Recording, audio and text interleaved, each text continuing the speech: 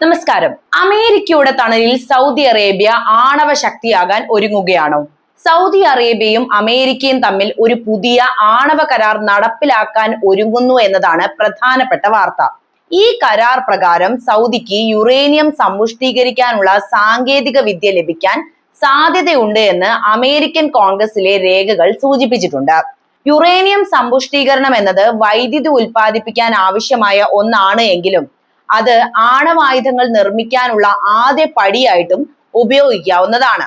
നിലവിൽ പശ്ചിമേഷ്യയിൽ അമേരിക്കയും ഇറാനും തമ്മിൽ യുദ്ധസമാനമായ സാഹചര്യം നിലനിൽക്കുന്ന ഒരു സമയത്താണ് ഈ വാർത്ത പുറത്തു വരുന്നത് എന്നതാണ് ഏറ്റവും പ്രധാനപ്പെട്ട ഒന്ന്. ഇറാൻ ആണവായുധം നിർമ്മിച്ചാൽ തങ്ങളും അത് ചെയ്യുമെന്ന് സൗദി കിരീടാവകാശി മുഹമ്മദ് ബിൻ സൽമാൻ നേരത്തെ വ്യക്തമാക്കിയിട്ടുണ്ട്.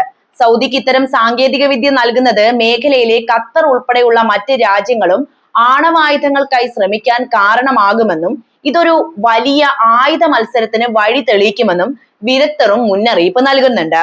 ചുരുക്കി പറഞ്ഞാൽ വൈദ്യുതി ആവശ്യത്തിന് എന്ന പേരിൽ സൗദി അറേബ്യ ആണവശേഷി കൈവരിക്കുന്നത് ഭാവിയിൽ അവരെ ഒരു ആണവായുധ രാഷ്ട്രമാക്കാൻ സഹായിക്കുമോ എന്ന ആശങ്കയാണ് ഇപ്പോൾ വരുന്ന റിപ്പോർട്ടുകൾ പങ്കുവെക്കുന്നത്.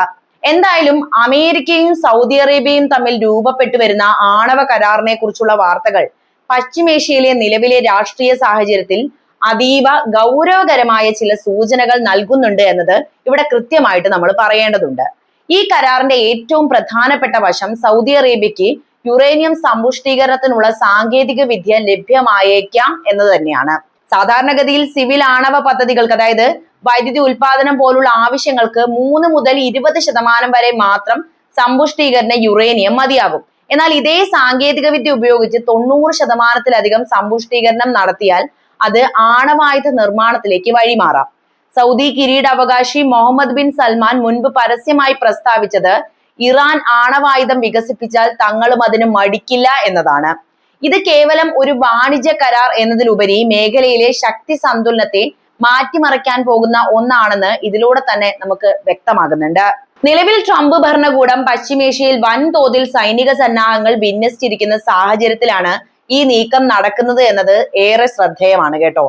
ഇറാഖ് അധിനിവേശത്തിന് ശേഷം അമേരിക്ക ഇത്രയധികം യുദ്ധവിമാനങ്ങളും വിമാനവാഹിനി കപ്പലുകളും മേഖലയിൽ വിന്യസിക്കുന്നത് ആദ്യമായിട്ടുമാണ്. ഇറാന്റെ ആണവ പദ്ധതികളെ തകർക്കാനോ അല്ലെങ്കിൽ അവിടുത്തെ ഭരണകൂടത്തിന് മേൽ കനത്ത സമ്മർദ്ദം ചെലുത്താനോ ലക്ഷ്യമിട്ടിട്ടുള്ള ഈ സൈനിക നീക്കങ്ങൾക്കിടയിൽ സൗദിക്ക് ആണവ സാങ്കേതിക വിദ്യ നൽകുന്നത് ഇറാനുമായുള്ള സംഘർഷം കൂടുതൽ സങ്കീർണമാക്കാൻ മാത്രമാണ് ഉപകാരപ്പെടുന്നത്. ഇറാൻ തങ്ങളുടെ ആണവ പദ്ധതികളുമായി മുന്നോട്ട് പോയിക്കൊണ്ടിരിക്കുമ്പോൾ സൗദിക്ക് ഇത്തരം ഇളവുകൾ നൽകുന്നത് മേഖലയിൽ ഒരു ആണവ മത്സരത്തിന്, അതായത് ന്യൂക്ലിയർ ആം റേസിന് തുടക്കമിട്ടേക്കാം. ഖത്തർ ഉൾപ്പെടെയുള്ള മറ്റ് അറബ് രാജ്യങ്ങളും സമാനമായി സാങ്കേതിക വിദ്യയ്ക്കായി സമ്മർദ്ദം ചെലുത്താൻ ഇത് കാരണമാകുകയും ചെയ്യും. അന്താരാഷ്ട്ര ആണവോർജ ഏജൻസിയുടെ മേൽനോട്ടത്തിലായിരിക്കും ഈ പ്രവർത്തനങ്ങൾ നടക്കുക എന്ന് കരാർ വ്യവസ്ഥ ചെയ്യുന്നുണ്ട് എങ്കിലും നിരീക്ഷകർ ഇതിൽ വലിയ ആശങ്കയാണ് പ്രകടിപ്പിക്കുന്നത്. അതായത് യുറേനിയം സമ്പുഷ്ടീകരണം, ഇന്ധന നിർമ്മാണം തുടങ്ങിയ അതീവ സുരക്ഷാ പ്രാധാന്യമുള്ള മേഖലകളിൽ സൗദിക്ക് പ്രവേശനം ലഭിക്കുന്നത് ഒരു ആണവ വാതിൽ തുറന്നു കൊടുക്കുന്നതിന് തുല്യമാണെന്നാണ് ആംസ് കൺട്രോൾ അസോസിയേഷൻ പോലുള്ള സംഘടനകൾ ഇതിനോടകം തന്നെ മുന്നറിയിപ്പ് നൽകിയിട്ടുള്ളത്. സാങ്കേതിക വിദ്യയും അറിവും ഒരിക്കൽ കൈമാറ്റം ചെയ്യപ്പെട്ടാൽ പിന്നീട് അത് ആയുധ നിർമ്മാണത്തിനായി ഉപയോഗിക്കുന്നത് തടയുക എന്നത് പ്രായോഗികമായി പ്രയാസകരമായിരിക്കും. ഇത് ആണവ വ്യാപന വിരുദ്ധ കരാറുകളുടെ അന്തസത്തയ്ക്ക് വിരുദ്ധമായ ഒരു കീഴ്വഴക്കം സൃഷ്ടിച്ചേക്കാനുള്ള സാധ്യതയുമുണ്ട്. അമേരിക്കയെ സംബന്ധിച്ചിടത്തോളം ഈ കരാറിന് പിന്നിൽ കൃത്യമായ സാമ്പത്തിക തന്ത്രപരമായ ലക്ഷ്യങ്ങളുണ്ട് കേട്ടോ. റഷ്യയെയും ചൈനയെയും പോലുള്ള ആഗോള എതിരാളികൾ സൗദിയുടെ ആണവ വിപണി കൈക്കലാക്കുന്നത് തടയാനും അമേരിക്കൻ ആണവ വ്യവസായത്തിന് കരുത്ത് പകരാനും ഈ നീക്കം സഹായിക്കുമെന്ന് വാഷിംഗ്ടൺ കരുതുന്നുണ്ട്. 20ഓളം രാജ്യങ്ങളുമായിട്ട് ഇത്തരം കരാറുകളിൽ ഏർപ്പെടാൻ അമേരിക്ക ലക്ഷ്യമിടുന്നത് ഇതിന്റെ ഭാഗമായിട്ട് തന്നെയാണ്.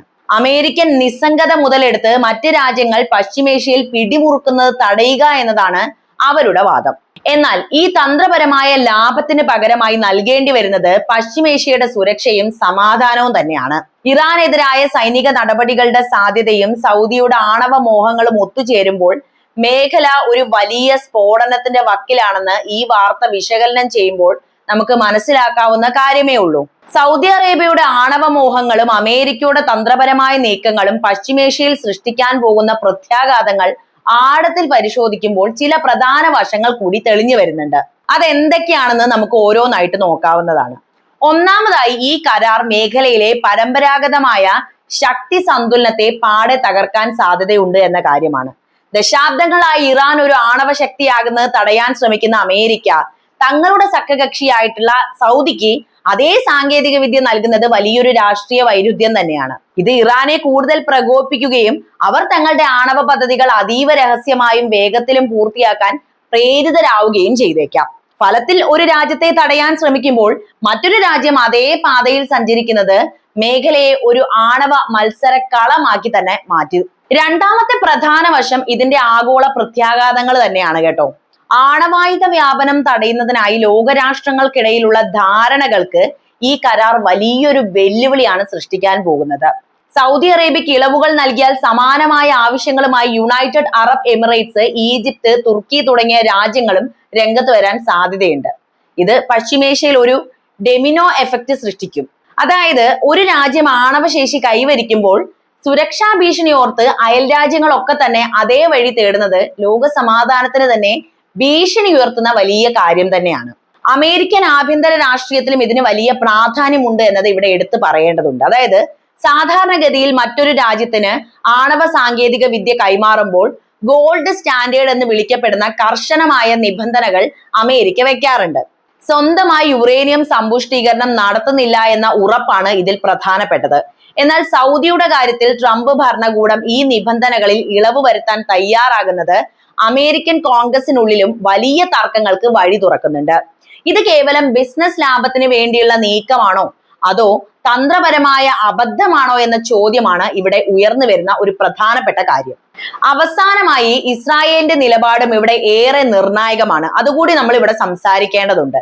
പശ്ചിമേഷ്യയിൽ തങ്ങൾക്ക് മാത്രമുള്ള സൈനിക മേധാവിത്വം നിലനിർത്താൻ ആഗ്രഹിക്കുന്ന ഇസ്രായേൽ അറബ് രാജ്യങ്ങൾ ആണവശേഷി കൈവരിക്കുന്നതിനെ എന്നും എതിർത്തിട്ടുള്ള ഒരു രാജ്യം തന്നെയാണ്. എന്നാൽ ഇറാനെ ഒരു പൊതുശത്രുവായി കാണുന്നതിനാൽ സൗദിയുടെ ഈ നീക്കത്തിനോട് അവർ എങ്ങനെ പ്രതികരിക്കുമെന്നത് വരും ദിവസങ്ങളിലാണ് നമുക്ക് മനസ്സിലാകുക.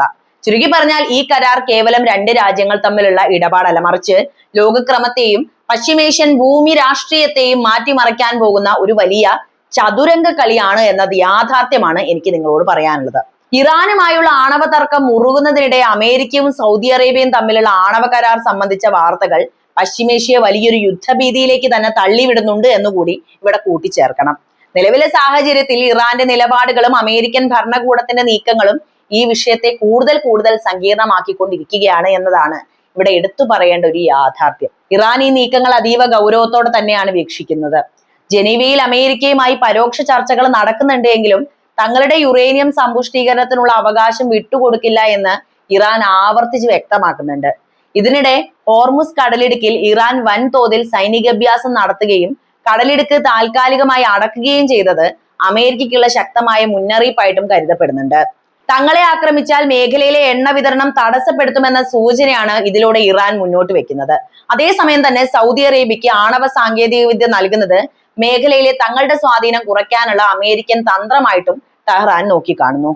അമേരിക്കൻ കോൺഗ്രസിനുള്ളിൽ ഈ കരാറിനെ ചൊല്ലി വലിയ അഭിപ്രായ വ്യത്യാസങ്ങൾ നിലനിൽക്കുന്നുണ്ട് എന്ന് ഞാൻ തുടക്കത്തിൽ പറഞ്ഞു. ഡൊണാൾഡ് ട്രംപ് ഭരണകൂടം സൗദിയുമായുള്ള ബന്ധം ശക്തമാക്കാനും അതുപോലെ തന്നെ അതുവഴി അമേരിക്കൻ ആണവ വ്യവസായത്തിന് ഉണർവ് നൽകാനും ആഗ്രഹിക്കുന്നുണ്ട് എങ്കിലും കോൺഗ്രസിലെ പല അംഗങ്ങളും ഇതിനെ എതിർക്കുകയാണ് ചെയ്തുകൊണ്ടിരിക്കുന്നത്. സൗദിക്ക് യുറേനിയം സമ്പുഷ്ടീകരണത്തിനുള്ള അനുമതി നൽകുന്നത് ആണവായുധ വ്യാപനത്തിന് കാരണമാകുമെന്നും ഇത് ഇറാനുമായുള്ള സംഘർഷം കൂടുതൽ വഷളാക്കുമെന്നും അവർ വല്ലാതെ ഭയപ്പെടുന്നുണ്ട്. ഇറാൻ പൂർണ്ണമായും ആണവ പരിപാടി ഉപേക്ഷിക്കണമെന്ന റെഡ് ലൈൻ നിബന്ധന ട്രംപ് മുന്നോട്ട് വെക്കുമ്പോൾ സൗദിക്ക് ഇളവുകൾ നൽകുന്നത് ഇരട്ടത്താപ്പാണെന്ന വിമർശനവും ഉയർന്നു വന്നു കഴിഞ്ഞു. നിലവിൽ പശ്ചിമേഷ്യയിൽ അമേരിക്കൻ സൈനിക സാന്നിധ്യം റെക്കോർഡ് നിലയിലാണുള്ളത്. 2 വിമാനവാഹിനി കപ്പലുകളും 100 കണക്കിന് യുദ്ധവിമാനങ്ങളും മേഖലയിൽ നിലയുറപ്പിച്ചിരിക്കുന്നത് ഏത് നിമിഷവും ഒരു ആക്രമണം ഉണ്ടാകാമെന്ന സൂചനയും നൽകുന്നുണ്ട്.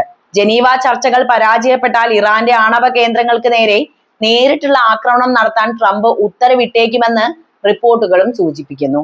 ഈ പശ്ചാത്തലത്തിൽ സൗദിയുമായുള്ള ആണവ കരാർ ഒരു പ്രതിരോധ കവചമായും ഇറാനെതിരായ സമ്മർദ്ദ തന്ത്രമായും അമേരിക്ക ഉപയോഗപ്പെടുത്തുകയും ചെയ്യും.